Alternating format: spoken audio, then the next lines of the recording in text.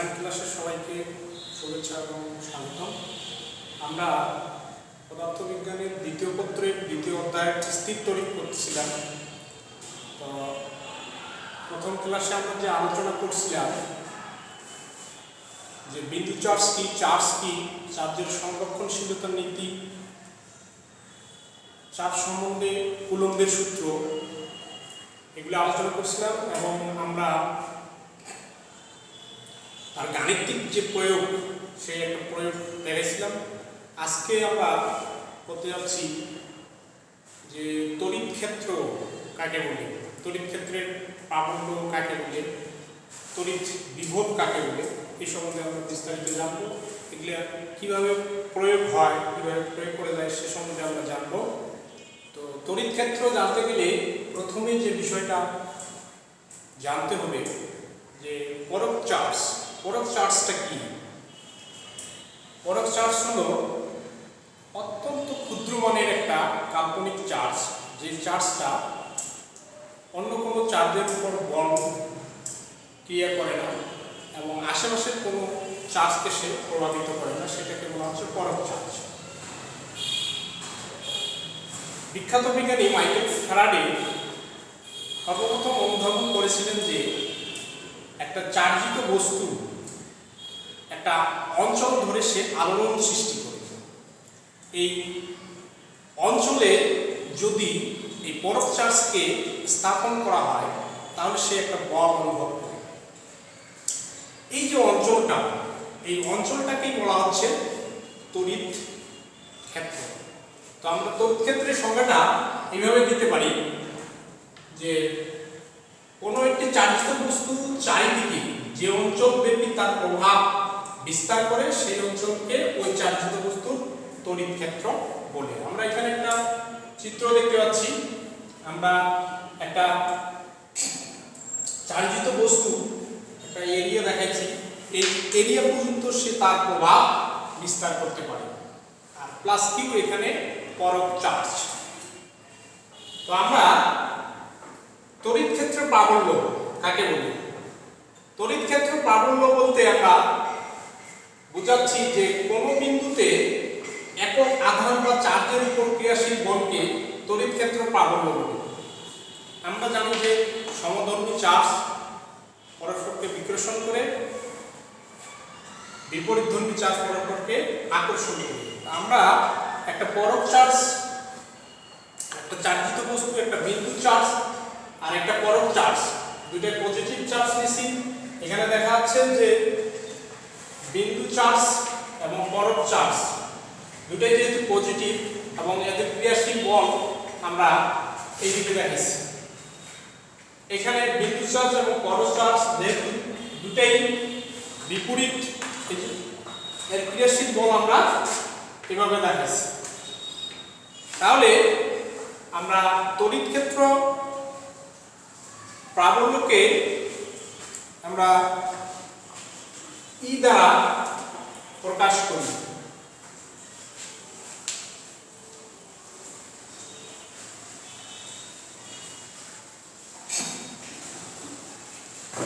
তড়িৎ ক্ষেত্র প্রাবল্যকে আমরা ই দ্বারা প্রকাশ করি, তাহলে ই সমান সমান আমরা বলতেছি যে চার্জটা চার্জের উপর, মানে একটা চার্জ অঞ্চলে স্থাপন করলে যেটা বল অনুভব করে সেটাকে বলা হচ্ছে তড়িৎ ক্ষেত্র। তাহলে আমরা এখানে এফ সমান পাচ্ছি ই।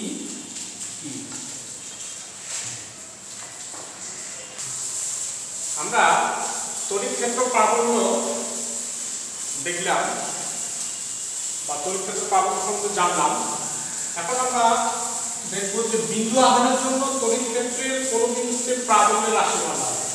একটা বিন্দু আধানের জন্য তড়িৎ ক্ষেত্রের প্রাবল্যের রাশিমালা আমরা বাইর করব, একটা গাণিতিক সমীকরণ বাইর করব।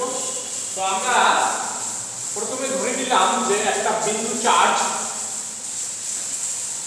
এই বিন্দু চার্জ থেকে আর দূরে এই বিন্দুতে আমি প্রাবল্যের মান বাইর করব। তো আমরা ধরে নিলাম যে এই বিন্দুতে একটা পরম চার্জ স্থাপন করলাম প্লাস কিউ। তাহলে এই প্লাস কিউ পরম চার্জের উপর ক্রিয়াশীল বলের মানটা হবে, আমরা এর আগে যে কুলম্বের সূত্র পড়েছি সেই সূত্র অনুসারে জানি আমরা যে বল সমান সমান 1/4πε0 এটা শূন্য মাধ্যমে চার্জ দুইয়ের গুণফল এবং মধ্যবর্তী দূরত্বের বর্গের ব্যস্তানুপাতিক। যেহেতু এখানে ভেক্টর চিহ্ন দিচ্ছি তাহলে একক ভেক্টর।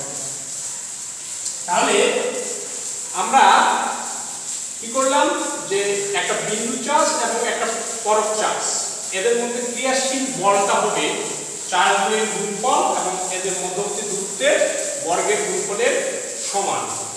এটা আমাদের কুলম্বের সূত্র অনুসারে।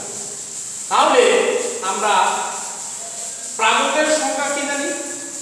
প্রাবল্যের সংখ্যা জানতেছি আমরা যে প্রাবল্য ই সমান সমান এর ভাগ পরক চার্জ। তো এখানে তার যদি আমি এফ এর মান বসাই দেই তাহলে কি পাবো? 1/4πε0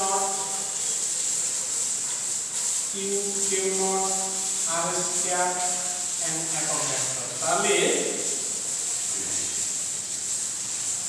Q0 এই Q0 কাটে দিলাম, তাহলে আমরা পাইলাম E সমান সমান 4πε0 শূন্য মাধ্যমের জন্য Q R স্কয়ার একক ভেক্টর। এটা হলো আমার তড়িৎ ক্ষেত্র প্রাবল্য। আমরা যদি তড়িৎ ক্ষেত্রের প্রাবল্যের মান লিখি, যে তড়িৎ ক্ষেত্রের প্রাবল্যের মান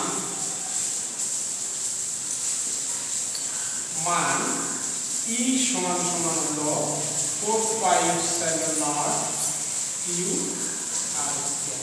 এটা হলো আমার তড়িৎ ক্ষেত্রের প্রাবল্যের মান। এটা শূন্য মাধ্যমের জন্য। অন্য কোনো মাধ্যমের জন্য আমার হবে E সমান সমান 4πε0 Q R স্কয়ার। এটা হলো অন্য মাধ্যমের জন্য, অন্য মাধ্যমে। আর এটা হলো শূন্য মাধ্যমে। আমরা কোন বিন্দুতে তড়িৎ ক্ষেত্রের প্রাবল্যের মান জানলাম। তো এটার একটা গাণিতিক উদাহরণ আমরা দেখি, এই সূত্র কিভাবে গাণিতিক প্রয়োগ করা যায়। তো আমরা এখানে একটা দেখতেছি যে একটা গাণিতিক দেওয়া আছে যে দুটো ক্ষুদ্র গোলক এ এবং বি বিন্দুতে যথাক্রমে 9 কুলম্ব এবং 16 কুলম্ব চার্জ প্রদান করা হলে যদি বস্তু দুটির মধ্যবর্তী দূরত্ব 0.28 মিটার হয়, তবে তাদের সংযোগ সরলরেখার কোন বিন্দুতে উভয় চার্জের জন্য প্রাবল্যের মান সমান হবে। তার মানে আমাদের এখানে দুটো চার্জের মান দেওয়া আছে এবং এরা কত ডিসটেন্সে অবস্থিত সেটা দেওয়া আছে। এখন আমাদের বাইর করতে হবে যে এদের সংযোগ সরলরেখা কোন বিন্দুটাতে দুই চার্জের জন্য প্রাবল্যের মান সমান হবে। তো আমরা প্রথমে এখানে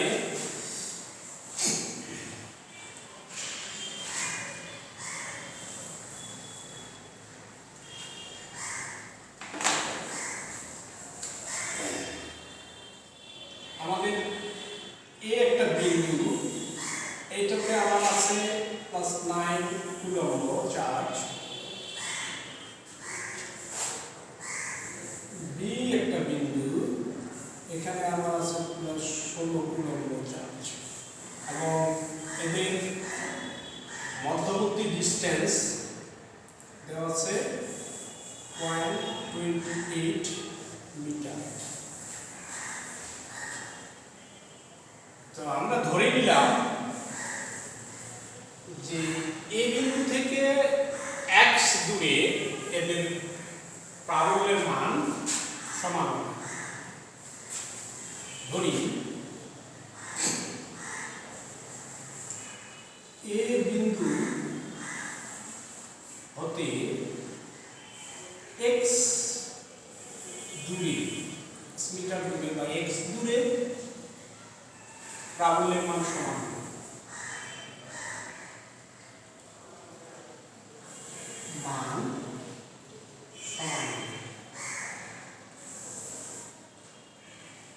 তাহলে ধরে নিলাম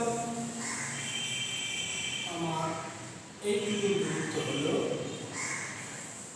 x, তাহলে আমার এইটুকু ডিস্টেন্স হবে 0.28 মাইনাস x।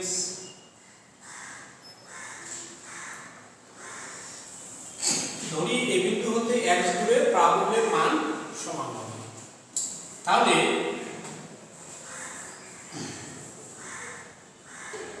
আমরা এই বিন্দুর জন্য প্রাবল্য কি পাচ্ছি?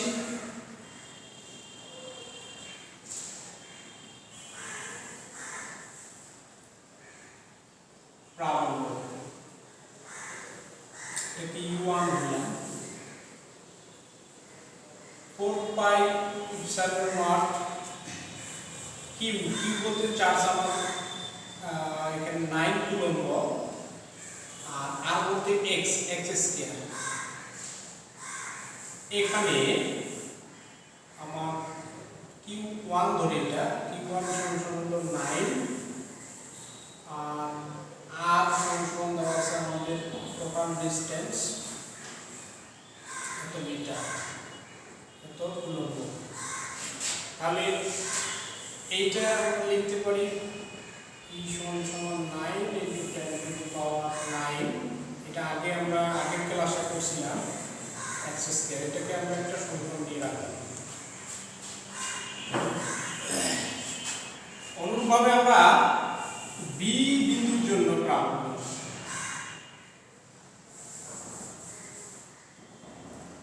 প্রাবল্য e2 সমান কি পাবো?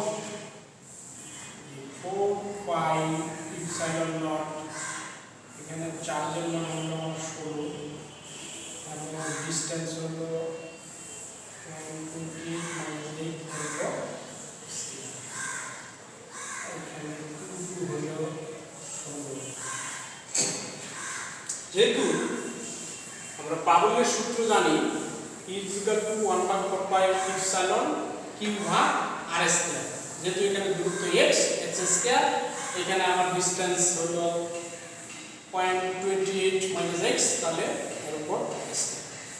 তাহলে শর্তানুসারে আমাদের শর্ত কি বলতেছে?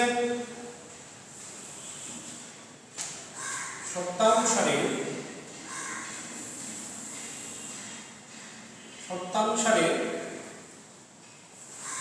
আমার দুটোই সমান হবে।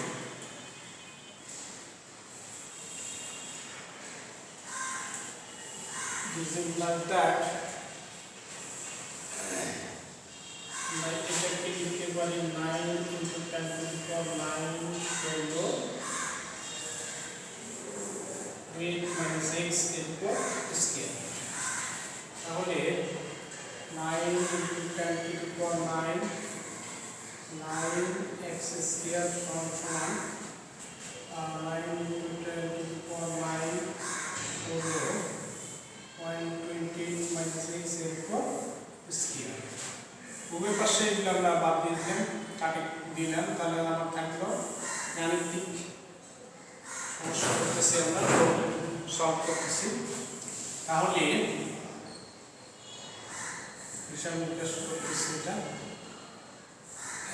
হিসাব নিকাশ যদি জানা তাহলে এটা আমার এখানে করে দিই। তাহলে হলো 0 minus x এর উপর স্কয়ার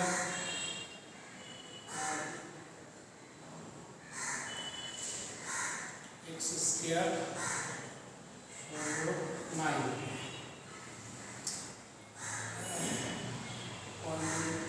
minus x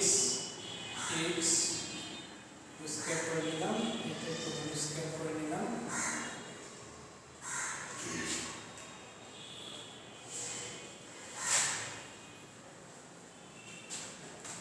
তাহলে আমরা এটা পাচ্ছি উভয় পাশে আমরা বাদ দিয়ে দিলাম 8 minus x ভাগ x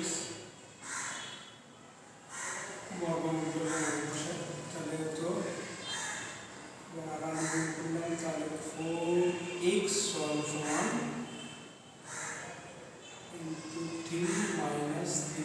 x.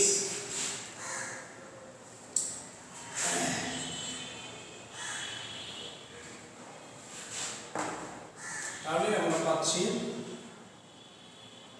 4x plus 3x সমান 0.84 প্লাস 7x সমান 0.84 বা x সমান 84 প্লাস 7 বা x সমান এত মিটার।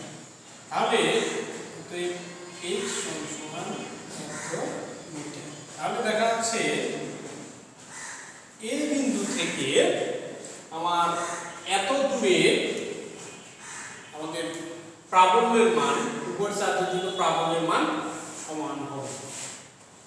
তো আমরা আজকে যে পড়াটা পড়লাম সেটা হচ্ছে যে আমরা তড়িৎ ক্ষেত্র সম্বন্ধে জানলাম। তড়িৎ ক্ষেত্রটা কি জিনিস, তড়িৎ ক্ষেত্র প্রাবল্য সম্বন্ধে জানলাম এবং তড়িৎ ক্ষেত্রের প্রাবল্যের যে গাণিতিক প্রয়োগ সেটা সম্বন্ধে জানলাম। আমরা